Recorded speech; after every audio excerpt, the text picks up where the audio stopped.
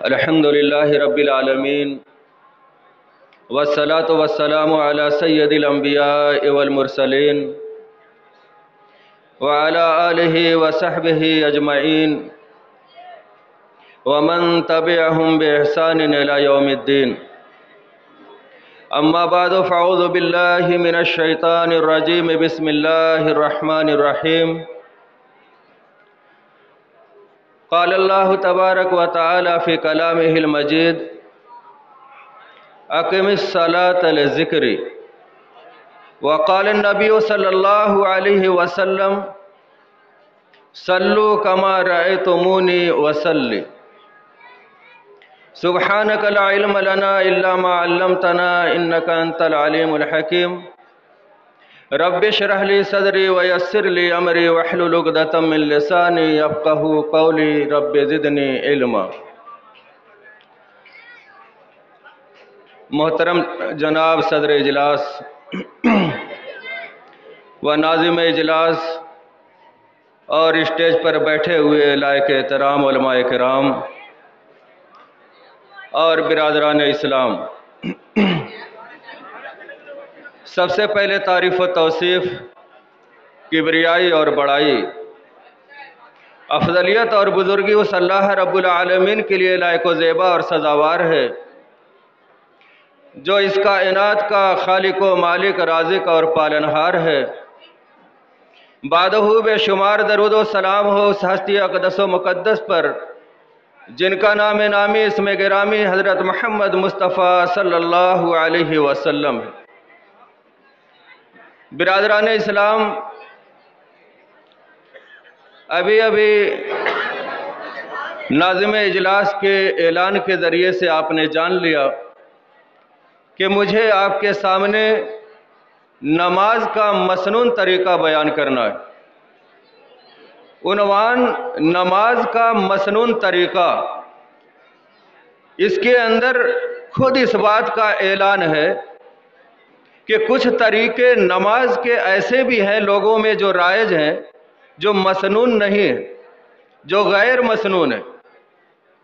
اور ایک مومن کو جس کا یہ دعویٰ ہوتا ہے کہ ہمیں اللہ کے نبی صلی اللہ علیہ وسلم سے محبت ہے، تو اس محبت کا تقاضا یہ ہے کہ وہ اللہ کے نبی صلی اللہ علیہ وسلم کی ایک ایک ادا کو جانے، اور اللہ کے نبی صلی اللہ علیہ وسلم نے جن کاموں کو کر کے دکھایا ہے ان کاموں کو نبی کے طریقے کے مطابق کرنے کی کوشش کرے۔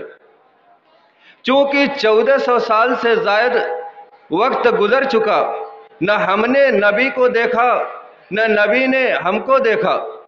اب اللہ کے نبی کا مطالبہ ہے: صلو کما رأیتمونی وصلی، نماز ویسے پڑھو جیسی میں نے پڑھی ہے، نماز ویسے پڑھو جیسے مجھے پڑھتے ہوئے دیکھا ہے۔ تو ہم نے نبی کو نماز پڑھتے ہوئے کہاں دیکھا؟ ہم نے نبی کو نماز پڑھتے ہوئے نہیں دیکھا، مگر مطالبہ ہے کہ نبی کی طرف پڑھو۔ تو اس کا جواب یہ ہے کہ اللہ کے نبی صلی اللہ علیہ وسلم کی ایک ایک ادا احادیث کے ذخیرے میں محفوظ ہے، اور اللہ تبارک و تعالی نے حکمت الہیہ کے تحت ایسے علماء کو اس دنیا میں پیدا کیا جنہوں نے تحقیق کر کے اللہ کے نبی صلی اللہ علیہ وسلم کے طریقے کو مستند سند کے حوالے سے ہم تک پہنچایا۔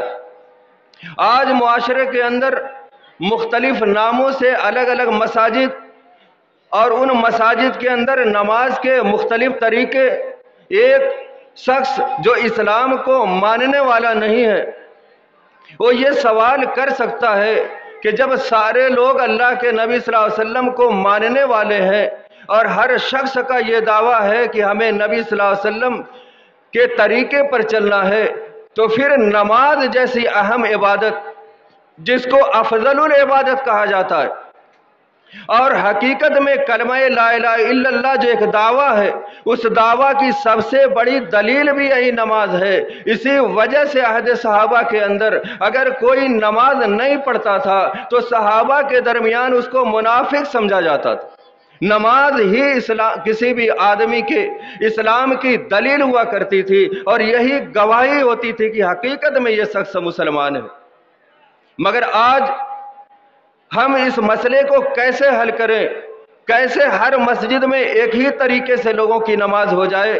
अफसोस के साथ कहना पड़ता है कि खुद एक ही मस्जिद के अंदर अगर 20 मुसल्ली हैं तो 20 के तरीक़ेकार अलग होते हैं। रफ़ा यदैन का मसला हो, आमीन का मसला हो, क़याम का मसला हो, इसी तरीके से नमाज में आखिरी रकात में बैठने का तरीका हो, सारे तरीक़ों में आप बैक वक्त सारे मुसल्लियान पे नज़र डालिए, उनके तरीके अलग अलग मिलेंगे। ऐसा क्यों है? ऐसा इसलिए है कि हमने दुनिया के मामले में तो ये मेयार बनाया कि जब हम कोई चीज़ लेने के लिए जाते हैं तो उसमें देखते हैं, उसको चेक करते हैं, उसको परखते हैं और हम सोचते हैं कि सबसे अच्छी चीज़ हमारे हाथ में आए। है जुस्तजू की खूब से है खूब तर कहाँ के फार्मूले पे अमल करते हैं। एक कोई मिट्टी का बर्तन खरीदने जाए तो उसको भी ठोक बजा के लेता है और वहाँ पर मौजूद बहुत सारे बर्तनों में सबसे अच्छा उठाता है। लेकिन जब इबादत का मसला आए तो सिर्फ फॉर्मेलिटी के लिए हम आते हैं और कुछ वक्त गुजार के जल्दी से भागने की कोशिश करते हैं। नहीं मेरे भाइयों, आज के इस प्रोग्राम के ज़रिए से ये पैगाम आप तक पहुंचाना है और आपके अंदर इस ताल्लुक़ से बेदारी लानी है कि जब हम नमाज जैसी अहम इबादत को अदा करें तो हम ज़हन में ये सोचें कि हमारी नमाज वैसी हो जैसी अल्लाह के नबी सल्लल्लाहु अलैहि वसल्लम पढ़ा करते थे। तो इस हवाले से मैं आपके सामने अपनी तरतीब को सामने रखूं कि जब हम मस्जिद के अंदर जाते हैं नमाज की गरज से तो हमारे ऊपर सबसे पहले ये आयद होता है कि हम नियत करें कि हम कौन सी नमाज पढ़ेंगे। सबसे पहले नियत करना है कि आप फर्ज पढ़ रहे हैं, आप नफिल पढ़ रहे हैं, आप सुन्नत पढ़ रहे हैं, आप ज़ोहर की नमाज अदा करेंगे, आप फजर की नमाज अदा करेंगे। जिस नमाज को अदा करना है, फ़र्ज या सुन्नत या नफिल, उसको अपने जहन के अंदर हाजिर करना होगा। इसी को हमारे यहाँ नीयत कहते हैं। अगर जब बाद अफराद अपनी ज़ुबान से कहते हैं कि मैं ज़ोहर की नमाज अदा करने जा रहा हूँ, इमाम फला है, मेरा चेहरा किबले की तरफ है, अहादीस के ज़ख़ीरे में कहीं भी ज़ुबान से नमाज की नीयत का सबूत नहीं मिलता, बल्कि दिल के इरादे को ही नीयत कहा जाता। तो पहली चीज हमारे ऊपर आयद हुई कि हम नीयत करें कि हम कौन सी नमाज पढ़ने जा रहे हैं। ये जहन में लाना जरूरी है, इसलिए किसी अमल से पहले उसका तसव्वुर जहन में आता है। लिहाजा पहले अपनी नीयत खालिस और दुरुस्त करके उस नमाज का जो आप अदा करने जा रहे हैं, ज़ोहर असर फजर में से जो भी नमाजें और सुन्नत है कि नफिल है, उसको अपने जहन में लाना है। और दूसरी चीज जो हमारे ऊपर आयद होती है वो इस्तिकबाल किबला है। किबला की तरफ आपको अपना चेहरा करना है। अब सिर्फ चेहरा हम किबले की तरफ करने की कोशिश करते, लेकिन जब आप खड़े होंगे, इस हैयत को क़याम कहा जाता है। सबसे पहला फरीज़ा नमाज का है वो क़याम है। आप खड़े हुए इस हालत में, अब आपको कैसे खड़ा होना है, तो आपका चेहरा किबले की तरफ होना चाहिए। सब जानते हैं, सब किबले की तरफ करते हैं। गलती कहाँ होती है? गलती होती है कि जब हमें खड़ा होना है तो हमको ये भी देखना है कि हमारा पैर के दोनों पैर के दरमियान फासिला कितना होना। इसलिए कि बहुत सारे लोग आपको ये सबक पढ़ाएंगे कि सिर्फ 4 अंगुल का फासिला दोनों पैर के दरमियान होना चाहिए। कुछ लोग कहेंगे 1 बालिश तक का फासिला होना चाहिए। और जब उनसे पूछा जाए कि अहादीस जो सहाय सित्ता 6 हदीस की मशहूर किताबें हैं, उनमें से किसी हदीस के किसी सफ़े पे ये दिखा दीजिए हदीस की शक्ल में कि अल्लाह के नबी 4 अंगुल 1 गिरा का फासिला रखते थे या 1 बालिश तक का रखते थे, तो क़यामत की सुबह तक दिखा नहीं पाएंगे। ये उलमा के अपने अक़वाल हैं कि इतना फासिला होना चाहिए।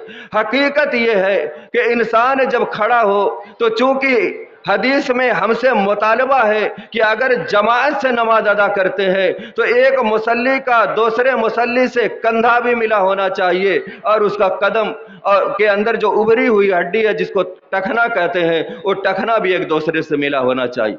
अब जब आप अपने दोनों कंधों से करीब में जब अपना पैर कर लेंगे तो कंधा तो मिल जाएगा दूसरे मुसल्ली से, मगर आपका कदम नहीं मिले, तो ये आपकी नमाज मसनून नहीं होगी, गैर मसनून हो जाएगी।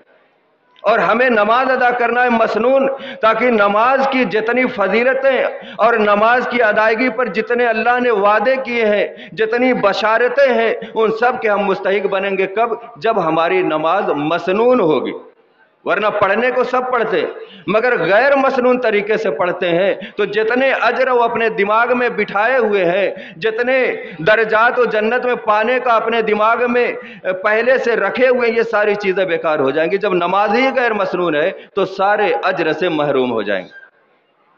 تو ہمارا پیر جو ہے وہ ہمارے دونوں کندھوں کے برابر ہونا چاہیے۔ اب جو انسان جتنا صحت مند اور تندرست ہے اور اس کا اپنا کندھا اسی حساب سے اپنے قدم کو چوڑا کرے گا، تب برابر والے کا قدم سے قدم اور کندھے سے کندھا ملے گا۔ یہ پہلی صورت ہے قیام کی۔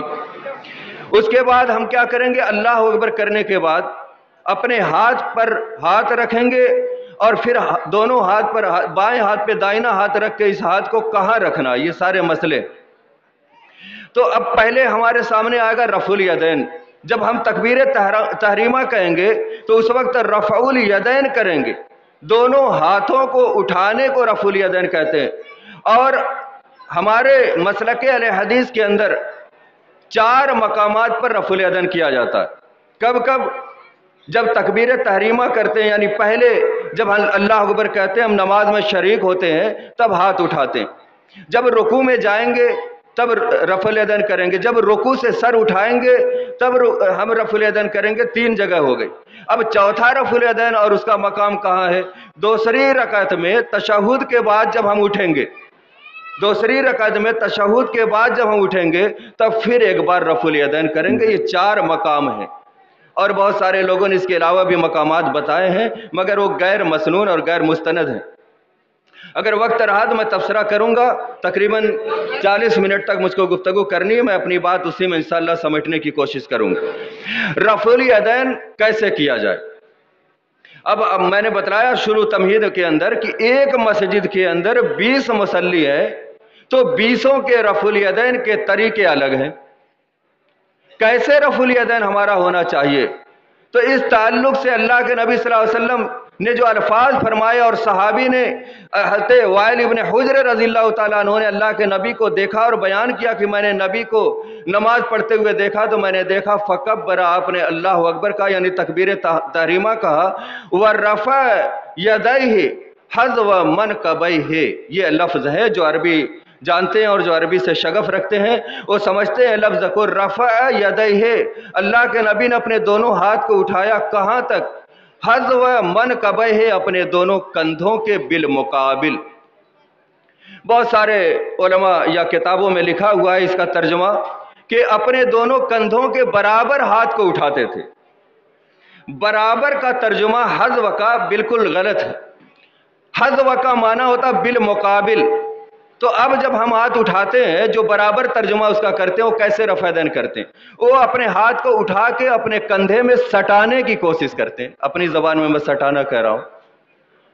وہ برابر کریں گے تو اس کو لا کے اس میں ملائیں گے، اور جب ترجمہ آپ صحیح جانیں گے کہ کندھے کے برابر نہیں بلکہ کندھے کے بالمقابل اللہ کے نبی اپنے ہاتھ کو اٹھاتے تھے۔ اب ہمارا کندھا یہ ہے دونوں، اب ہم رفع الیدین کریں گے تو اپنے ہاتھ کو جب ہم اٹھاتے ہیں تو ہاتھ کی ہتھیلی قبلے کی طرف، انگلیاں ساری سیدھی ہونی چاہیے۔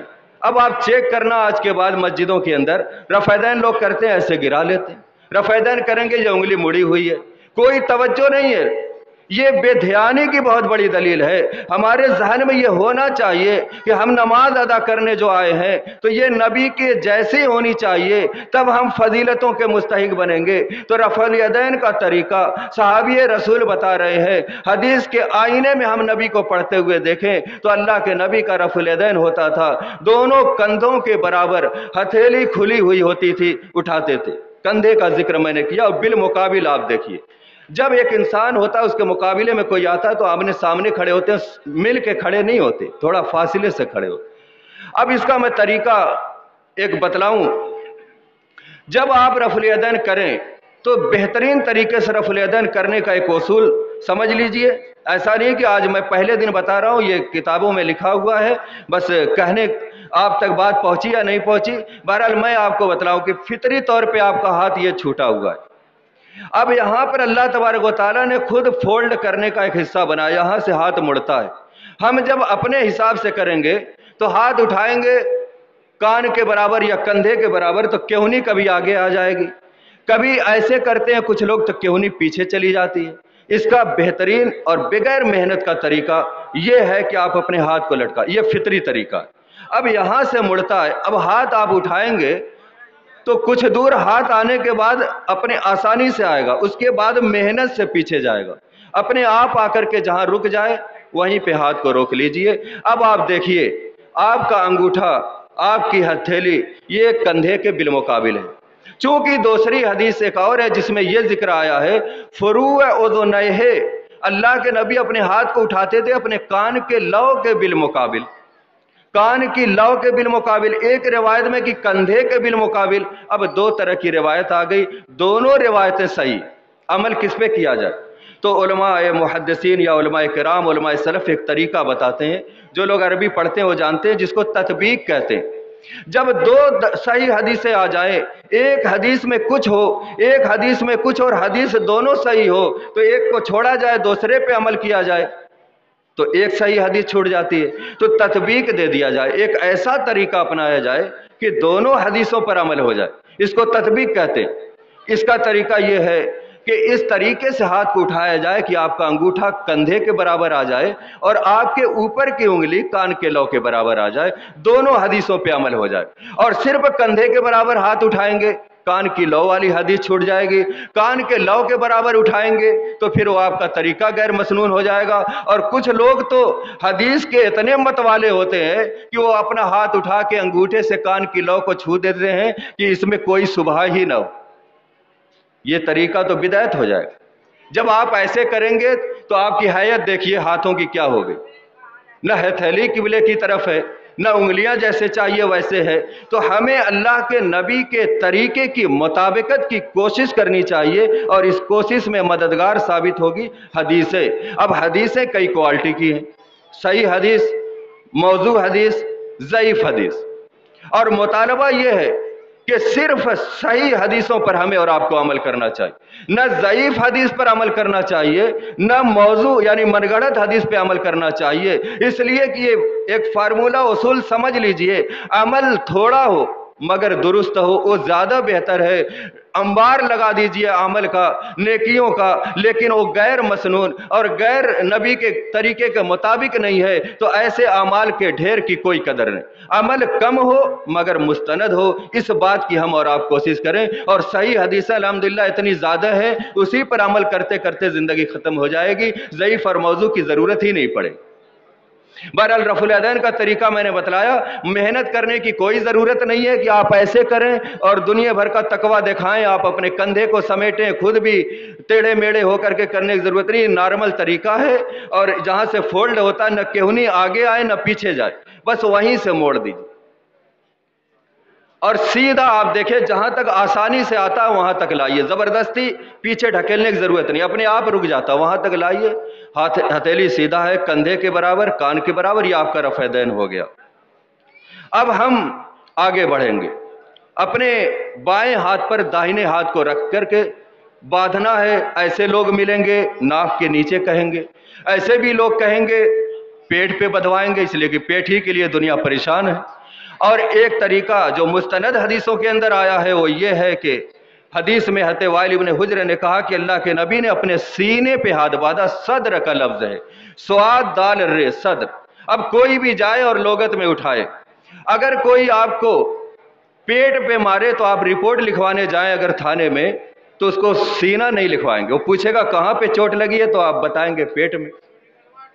اور اگر سینہ پر اگر جہاں پہ پنسلی یہ ہڈیاں ہیں، اور تقسیم جو ہم ضرب جوڑ اور گھٹاؤ اور تقسیم لکھتے تھے بچپن میں، تقسیم کا جو نشان ہوتا تھا اسی طریقے سے یہ نشان بنا ہوا ہے ہڈیوں کا ڈھانچہ جو ہے۔ اب یہ جتنی ہڈیاں ہیں یہی سینہ کہلاتا ہے، اسی پہ اللہ کے نبی اپنے ہاتھ کو باندھتے تھے۔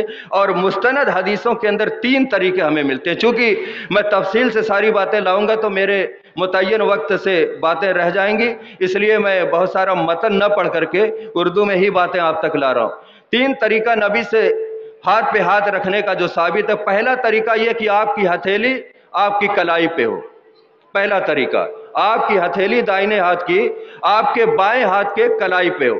اب اس کو رکھنا کہاں ہے؟ جو ناف کے نیچے کہتے ہیں ان کے لیے بڑا بہترین طریقہ ہے، لیکن میں نے حد بتلا دیا کہ جب لفظ سینے کا ہے تو سینے سے نیچے تو ہاتھ لے کے جانا ہی نہیں، تو اس پہ رکھنے کے بعد سینے ہی پہ لانا۔ دوسرا طریقہ یہ اس کے لیے بہت آسان ہوتا ہے جو بہت آکار میں ہوتا ہے، تندرست ہوتا ہے، اس کے لیے یہ والا طریقہ بہت فٹ بیٹھتا ہے۔ اور پتلے دبلے آدمی کا بھی ایک طریقہ، دوسرا طریقہ ہے کہ کلائی کو کلائی پہ رکھیے، لانا سینے ہی پہ ہے۔ جگہ میں نے بتلایا ہے، سینے سے نیچے نہیں جانا، سینے پہ، کلائی پہ۔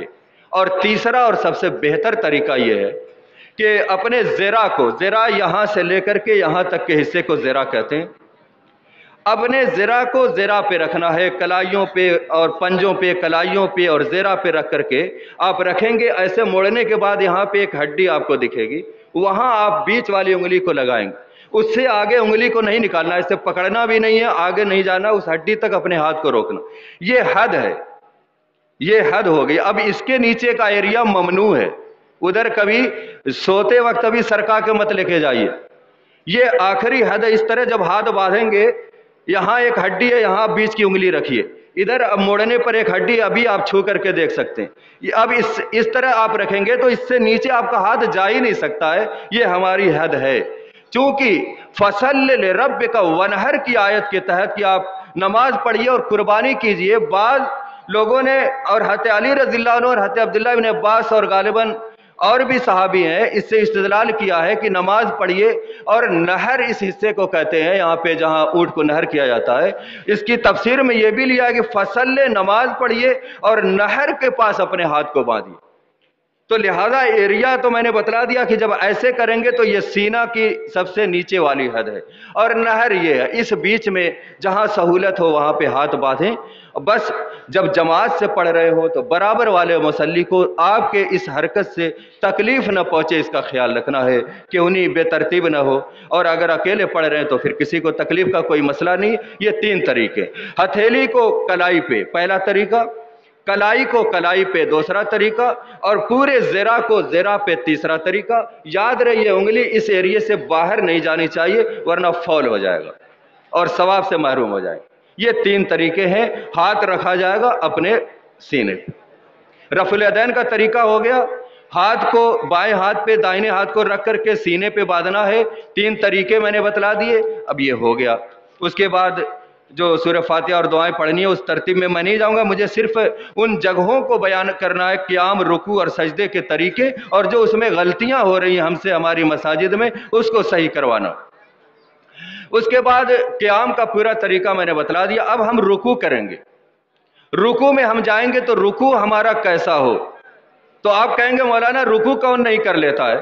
تو ابھی جو تفصیلات میں نے بتلائی اس حساب سے آپ نے اپنی نمازیں چیک کی ہوں گی، تو کتنی دن سے غلطیاں ہو رہی ہیں آپ کے نیت باندھنے میں، ہاتھ باندھنے میں، کھڑے ہونے میں، رفع الیدین میں کتنی غلطیاں ہو رہی ہیں۔ اب میں رکوع کا طریقہ بتلاتا ہوں۔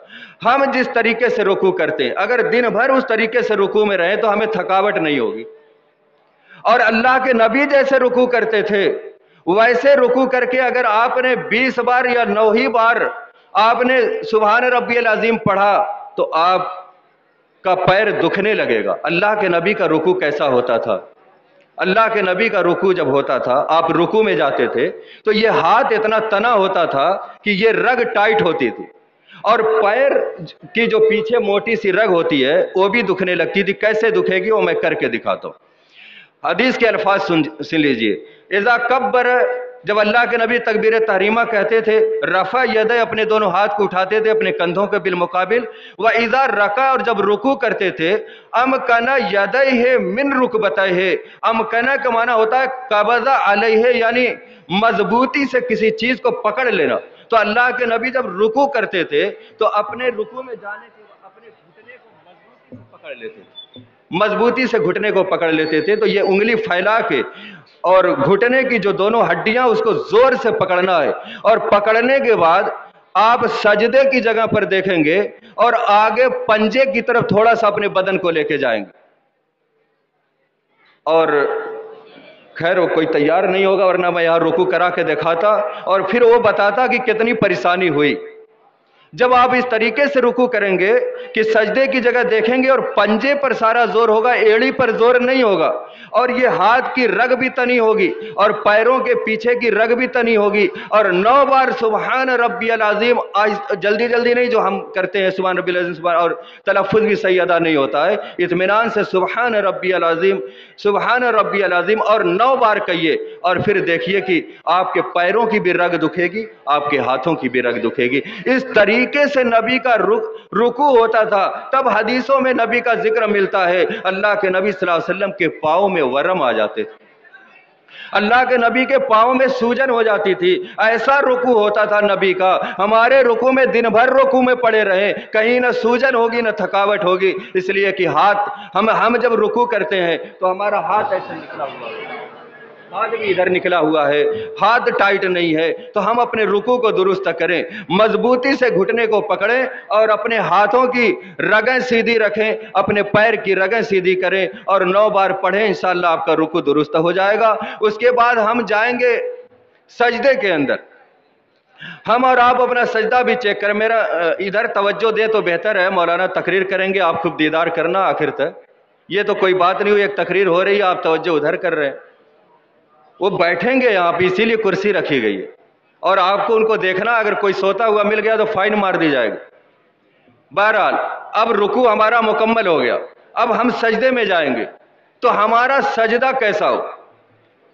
अल्लाह के नबी का मुतालबा सजदा हम मेरे जैसा हो, जैसा अल्लाह के नबी करते थे वैसा सजदा होना चाहिए। हमारा सजदा कैसा होता है? ये क्योनी भी जमीन पे होती है, पेशानी पे कोई जोर नहीं होता है, और उसी में पड़े हुए जिसको हमारी ज़बान में पसड़ना कहते हैं, और ये क्योनी इधर पहलू में सटी हुई है। न जाने कैसे कैसे हमारे सजदे होते हैं। अल्लाह के नबी सल्लल्लाहु अलैहि वसल्लम का इस सजदे के ताल्लुक से है, लफ्ज़ सुन लीजिए। अल्लाह के नबी ने फरमाया, उमिरतु अन असजुदा अला सबअति आज़मिन, मुझे हुक्म दिया गया है। और जब किसी को हुक्म दिया जाए तो कौन देता है हुक्म? अल्लाह तबारक व तआला हुक्म देता है। मुझे हुक्म दिया गया कि मैं 7 हड्डियों पर सजदा करूं, अलल जबहते, पेशानी पे। फिर आपने इशारा किया, फ़अशार बियदिही इला अनफ़िही, फिर अल्लाह के नबी ने जब पेशानी का जिक्र किया तो अपनी उंगली से अपने नाक की तरफ इशारा किया। क्या मतलब? कि पेशानी में नाक की हड्डी यहां तक शामिल है। तो ये एक हो गया, 7 हड्डी पे हमें सजदा करना है, पेशानी नाक समेत एक हो गया। वह अलल यदैन, और दोनों हाथ पर, वह अलल रुकबतैन, दोनों घुटनों पर, वह बेअतराफिल कदमैन, और दोनों कदम के किनारों पर जो उंगलियां हैं। अब आप गिनेंगे, कदम के दोनों कदम 2, दोनों घुटने 4, दोनों हाथ 6, और पेशानी नाक समेत कितने हो गए? 7 हिस्से। अब हम सजदा करते हैं तो ये 7 हड्डी जमीन पे होती है या नहीं? अब अपने तसव्वुर में लाइए अपने माजी को और अपनी नमाजों को। आप देखेंगे कभी पेशानी जमीन पे है, नाक उठी हुई है, जो ये मसनून सजदा नहीं हुआ। ये वो सजदा नहीं हुआ जिस सजदे में देखकर इंसान को शैतान रोता और बिलबिलाता है कि इसी सजदे की वजह से, न करने की वजह से मैं रादे दरगाह हो गया, और इसको इंसान ने कर लिया, और इस सजदे को दूसरों ने कर लिया तो अल्लाह के महबूब बन गए। इस सजदे को दुरुस्त करो, इसलिए कि हमारी कहानी जहां से इंसान की शुरू होती है इसी सजदे से शुरू होती। तो सजदा हमारा 7 हड्डी पे होना चाहिए। पेशानी सिर्फ नहीं रगड़ा है। बहुत सारे लोग नमाज पढ़ते, एक हफ्ता नमाज पढ़ेंगे, जुमा से शुरू करेंगे, अगले जुमा को बिल्कुल काला निशान पेशानी पे आ जाता। बड़ी मेहनत करते हैं जमीन पे पेशानी को रगड़ने में। एक हफ्ते में कहा हजारों साल नरगिस अपनी बेनूरी पे रोती है। बड़ी मुश्किल से होता है चमन में दीदावर पैदा। मुद्दतें लोग गुजारते हैं इबादत में, तब कहीं हल्का सा काला रंग आता है। हमारा सजदा गड़बड़ है जो एक हफ्ते में काला निशान ले आए, इसलिए कि सारा जोर पेशानी पे, और ये खाल यहाँ की कमजोर होती है, एक हफ्ते में आपकी मुहर लग जाती है। नहीं, जब आप सजदा ऐसा करेंगे, सजदे की कैफियत भी लोग बतलाई गई हदीस में कि पूरा जोर आपके इस हथेली पे होना चाहिए, कंधे पे जोर आना चाहिए। पेशानी और नाक पे बहुत जोर देंगे तो नाक आपकी दुखने लगेगी, फिर आप नाक ऊपर रखेंगे, जमीन पे नहीं सटाएंगे, पेशानी पे जोर देंगे, सजदा गलत हो जाएगा। जब आप सजदे में जाएं तो पेशानी के साथ नाक रखें, और जोर आप लगाएंगे तो दोनों हथेलियों पे लगाएंगे, और पीछे जो पैर आपका है वो दोनों मिला होना चाहिए, एड़ी और पंजा मिला होना चाहिए। हम लोग आप देखेंगे दूर दूर पैर होता है तो दूर ही रहता है, उसको मिलाना। ملانے کے بعد جو انگلی اس کو موڑ کر کے قبلے کی طرف کرنا ہے، سمجھ رہے ہیں؟ اس کے بعد انگلی مڑی ہونی چاہیے، اور جب آپ ہتھیلی اور کندھے پر زور دیں گے تو پیچھے پیر کی انگلیوں پر بھی زور دیں گے۔ اس کے لیے آپ کو سجدہ تھوڑا لمبا کرنا پڑے گا۔ اب چونکہ چٹائی کا بھی اعتبار ہوتا ہے، اگلی صف کا آدمی ہے، تو ایسا تو نہیں اس کے دونوں پیروں کے بیچ میں اپنا سر لے جائیں گے، تو اس کا لحاظ کر کے آپ چھوٹا کر لیتے ہیں، مگر تنہا نماز پڑھیں گے تو صحیح سجدہ جب تھوڑا سا لمبا کریں گے تو پیچھے پیروں کی انگلیوں پہ زور دیں گے، دونوں ہتھیلیوں پہ زور دیں گے، اور یہ کیونی اٹھی ہوئی ہوگی۔ اگر یہ زمین میں سٹ گئی تو حدیث میں ہے کہ کتے کی طرح اپنے ہاتھ کو مت بچھاؤ۔ کتے سے تشبیہ دی ہے اس آدمی کو جو اپنی کہونی اور ہتھیلی کو سجدے میں رکھتا ہے، سمجھ لیجیے۔ اللہ کے نبی کتا کہیں گے اس شخص کو جو لاپرواہی میں کہیں گم ہے، اپنی دنیا میں نماز میں حاضر ہے اور اپنی کہونی بھی بچھائے ہوئے۔ لہذا ہتھیلی رکھنا ہے، کہونی اٹھی ہوئی رکھنا ہے، یہ صحیح سجدہ ہوگا۔ اب یہ طریقہ ہو گیا، اور اس کے بعد آخری رکعت میں سلام پھیرنے کے لیے بیٹھیں گے تو ایک اہل حدیث کے یہاں امتیازی مسئلوں میں سے ایک مسئلہ یہ بھی ہے، تبرک اسے کہتے ہیں۔ تبرک مت سن لینا بے کے ذریعے سے، بہت بڑھ رہا ہے آج کل۔ تبرک واو کے ساتھ ہے، یعنی آپ بیٹھیں گے تو بایاں پیر دائیں پیر کے نیچے سے باہر نکال لیں گے، اس کو تبرک کہتے ہیں۔ یہ صرف ہمارے ہاں پایا جاتا ہے اور یہ مسنون ہے، صحیح حدیثوں سے ثابت ہے، اس پر عمل کرنا چاہیے۔ تو آخری رکعت میں سلام پھیرنے کے لیے جب بیٹھیں گے تو اس پیر کو نیچے سے نکالنا ہے اور کوشش کر کے اس کی انگلی موڑ کے قبلے کی طرف کرنا ہے، اور جو پیر آپ کا رہے گا اس کی بھی ہر وقت پیر اور ہاتھ کی انگلیوں کے لیے یہ کوشش کریں کہ وہ آپ کی قبلے کی طرف ہوں۔ یہ پوری نماز آپ کے سامنے رکھ دی۔ ایک چیز میں نے بچا لیا تھا، وہ سوچا تھا آخر میں بتاؤں گا، وہ ہے دوسری رکعت میں تشہد میں انگلی اٹھانے کا طریقہ۔ بچپن سے جن لوگوں کی عمر 40 سال ہو گئی، 50 سال ہو گئی، وہ اب اپنے تصور میں ماضی کو لائے، اس انگلی کو اٹھانے کے کتنے طریقے آپ کے سامنے آئے۔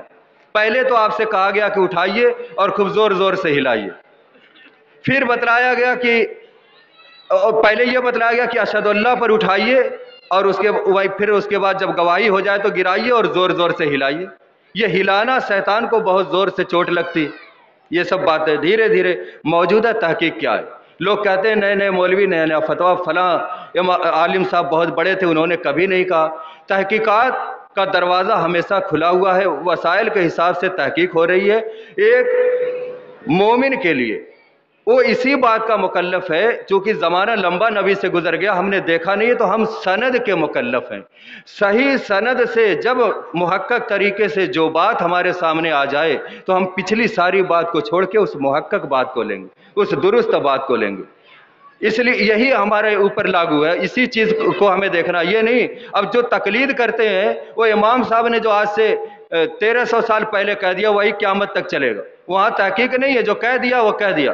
تحقیق آپ کریں گے تو بہت سارے مسئلوں میں بیچ کے لوگوں نے گڑبڑ کی ہے اور اپنا چورن بیچا ہے کسی اور کے ڈبے میں، ان تمام فندوں سے نکال کر ہم علماء اہل حدیث لوگوں کو اس ساحراب پہ لاتے ہیں جو صاف شفاف ہوتی ہے، جو مراد رسول تک لوگوں کو پہنچاتی ہے۔ یہ ہماری کاوش اور محنت ہے، اس پر کوئی اجرت نہیں ہے، اس پر کوئی انعام نہیں۔ باقی لوگ تو جیبیں بھی ڈھیلی کراتے ہیں، مسافے تک بغیر پیسے کے کرنے کے لیے آمادہ نہیں ہوتے علماء، اور اپنے یہاں الحمدللہ برملا ہر اہل حدیث کے اسٹیج سے یہ گریبان عوام کے ہاتھ میں دے دیا جاتا ہے۔ اگر بغیر سند کے کوئی بات ہم آپ کو بتائیں تو یہ مولوی کا گریبان آپ کے ہاتھ میں ہے۔ کسی مسلک کا کوئی عالم دعویٰ ہے کہ اپنا گریبان کسی عوام کے ہاتھ میں کبھی دے نہیں سکتا، وہ سارے جھوٹے مسائل آپ کو بیان کرے گا اور آپ سے یہ حق چھین لے گا، کبھی مولانا سے سوال نہیں کر سکتے کہ یہ بات کہاں لکھی۔ یہ ہم علماء اہل حدیث کا ہے، یہ وتیرہ ہے کہ ہم آپ کے حوالے اپنے گریبان کو کرتے ہیں کہ بے سند بات ہو تو گریبان آپ کے ہاتھ میں ہے۔ اب آپ سمجھ سکتے ہیں کہ ہم کوشش کرتے ہیں خیر خواہی کی کہ سارے لوگ مراد رسول تک پہنچ جائیں، اور جس عمل پر جو اجر ہے حقیقت میں وہ اجر کے وہ مستحق ہو جائیں۔ تو یہ تورک کا ایک مسئلہ، اور تشہد میں انگلی کا جو صحیح طریقہ موجودہ محقق ہے وہ یہ ہے کہ جیسے ہی آپ آخری رکعت میں بیٹھیں گے یا دوسرے تشہد میں اتحیات شروع کریں گے، وہیں سے آپ انگلی اٹھا لیں گے۔ اب اس انگلی کے طریقوں میں دو، ایک تو یہ ہے کہ یہ آپ ایسے بیچ کی انگلی کو انگوٹھے کے سرے میں ایسے گول ہلکا بنا لیں۔ دوسرا طریقہ ہے کہ اس انگوٹھے کو بیچ والے انگلی پہ رکھ لیں اور یہ انگلی اٹھا لے، شروع سے آخر تک اٹھانا ہے اور بیچ میں کہیں کہیں ہلکے ہلکے حرکت دینا ہے۔ اب تک جو ہم بہت زور زور سے ہلاتے تھے اور یہ سمجھتے تھے کہ ہم شیطان کو لاٹھی مار رہے ہیں، اس کو چوٹ لگتی ہے، تمہاری اس انگلی سے تمہیں چوٹ نہیں لگے گی، شیطان کو کیا لگے؟ حقیقت کیا ہے وہ میں بتلاؤں کہ جب ہم یہ انگلی اٹھاتے ہیں تو یہ اللہ کی وحدانیت کا اعلان کا ایک طریقہ ہے۔